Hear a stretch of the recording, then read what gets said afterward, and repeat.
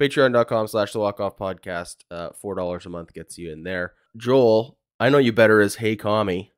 Let's start with this. Let's start with your rise. I don't want to say your rise to fame. Your rise to notoriety. Can we say that? Sure. Infamy in some places. Infamy. Yes. The target of Yankees fandom anger. Oh yeah. Death threats. Is death threats a real thing?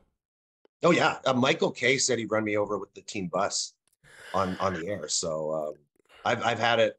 I've had it publicly. I've had the little anonymous username messages with the squirt gun saying "I see you in the street," and it's always funny because now it's not a black gun, it's a green the laser gun. Beam toy gun. That's what you get on death threats for TikTok. It's a bunch of green laser beam. It's cute, but just as menacing in its own way.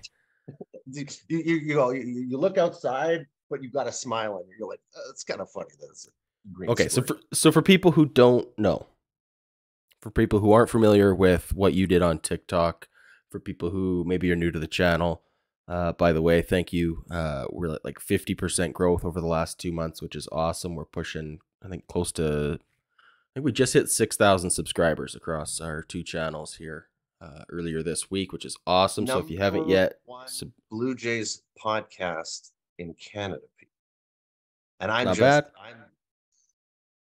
just so happy to be a part of this, man, to watch you guys explode and take over this little, this is a country's obsession with the baseball team, right? All right. Enough tooting my horn. Let's get into Joel. Let's get into Hey Commie. Let's get into, what did you cover over the course of, 2021?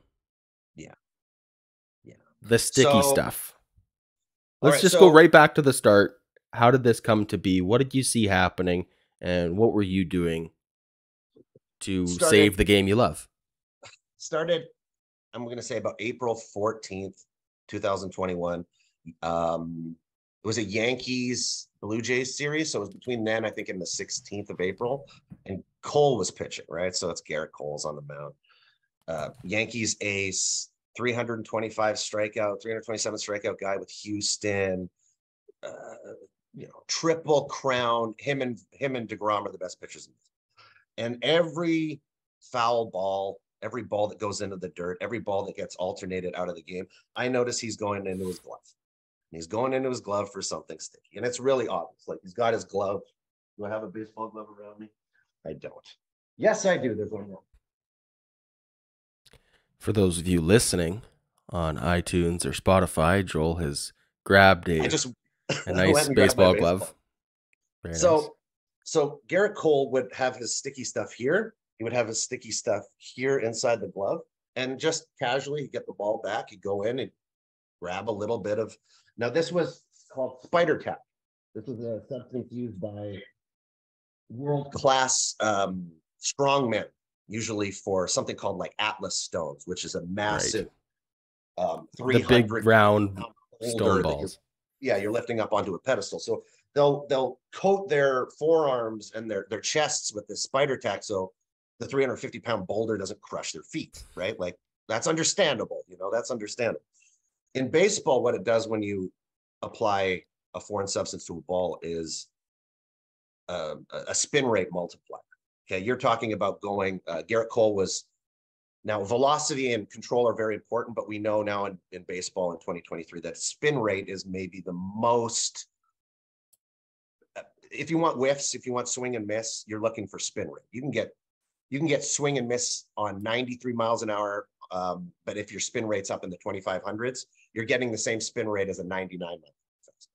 So Garrett Cole had the combination of speed. Let me jump in here. Spin rate, having a higher spin rate, how does that affect the trajectory of the pitch to make it harder to hit? Why is a 93 with a 3,000 RPM spin rate harder to hit than a 99 with a 2,100 spin rate?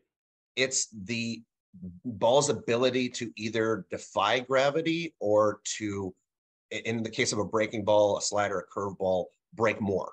So a fastball, the goal of a four-seam fastball is for it to maintain its trajectory. Okay, The classic term in baseball is the ball's got run or ride. These are the old school terms to define a fastball that would stay true, and it wouldn't have a A dip. considerable Wouldn't fall. drop Okay. because of that spin rate. That spin rate will maintain the angle in the air because of the backspin. So Garrett Cole, when he's normal, has about a 12-inch drop on his fastball. Okay. When he's cheating, he has a 7-inch drop. So it's very easy to notice that when you're seeing that 7 on the vertical drop, Garrett Cole's probably cheating. It's just that simple. That 5 inches is the difference between barrel and going over the bat. And right, missing entirely when you're talking about a bat that's what, 2 3/4 inches. Exactly, and that's just a fastball. When you're talking about the curveball break, the slider break, you're talking about 6 inches. You're talking about 8 inches, 10. You're talking about massive break on all the curveballs. Every breaking pitch that you can use, right? So it's, and then weirdly enough, nowadays we saw the enforcement come along, but now we're in a state where you can use it situationally. This is a situation where you can use it at the beginning of an inning, use it 2 or 3 pitches. But to get back to the big exposure of what happened on my channel was I saw Cole pitching against the Jays, and I saw our boys in 2021. That was the big year for Vladdy, his big blow up year, our big transition into being a playoff contender. And I saw Cole cheating back-to-back games against us. And I'm like, well, this is going to be 9 years. It's going to be 10 years of him. This is 45 starts where this guy's ERA against us is going to be 2.20 instead of 3.80. So I go and I just start attacking it. I didn't think it was going to lead to anything. I thought people were going to laugh at me. That first video I did got, I think, 1.7 million. And then I was like, well, maybe I should do this. Maybe, like, I can't just, if I'm going to do it, I can't just attack Garrett Cole. I have to look at the entire league and I have to expose it, because my point of view was it makes the game boring. Of course. Okay? Strikeout rates are up. Who wants to watch that? Nobody. If you're talking about increased, nobody wants to watch guys come up to the plate, a bunch of balls hit a glove, they turn around, walk back. The higher the strikeout rate, the more boring the game is, the slower the game is, because balls aren't being hit for 1 pitch outs. Mm-hmm. You have to get deep into these. You have to see 12, 13 K per 9, because guys can't hit it. And it was also leading to the more movement means more hit by pitch. Of course, we saw that rate rise. Exactly. So you had seen a substantial increase in hit by pitch over the last 15 years, to the point where more batters are hit now unintentionally than they were in the 70s when they were being hit intentionally. Okay. And it's drastically more. That always shocked me when I was like, oh my God, that's terrible. You're intent by accident, you're doing what these guys, double what these guys did with intention. And so that scared me. Also, the jack up in velocity, seeing 92 be the average fastball. Now it's closer to 95. The ball that hit Bryce Harper in the face in 2021, that was his MVP season. And he came back from a headshot that was Tony Conigliaro bad from Boston. Like we were, Kirby Puckett went down from an injury like that to the eye, right? So you're playing with these guys, you're playing with their careers when you're getting headshots. So the good news was you didn't find any Blue Jays pitchers cheating, right? One, I found Travis Bergen. Do you remember him? Vaguely, exactly. So Travis Bergen was came up at the beginning. You looked though. You're looking. This was like you said, after you moved on from Garrett Cole, you did take I couldn't do it. You looked everywhere, right? A homer. Like I couldn't do it. Like I saw Garrett Cole, but it's like if I just expose Garrett Cole over and over and over again, it's obviously a Blue Jays fan looking at a rivalry issue that one.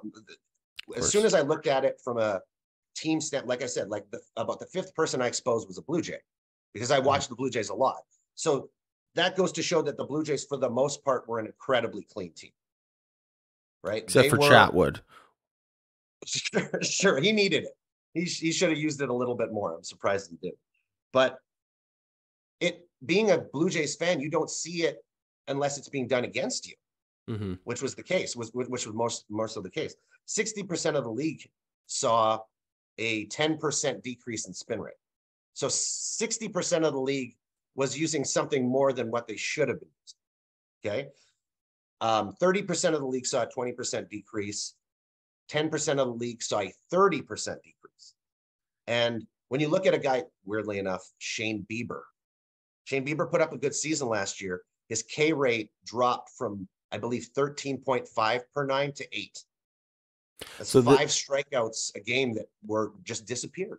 So this is after the MLB mid-season implemented pretty drastic restrictions on this foreign substance. Yeah, so 11 weeks I did straight foreign substance videos. That's all I did. John Means' no-hitter was a big one. I think that did 3.5 million views because he threw a no-hitter on foreign substance.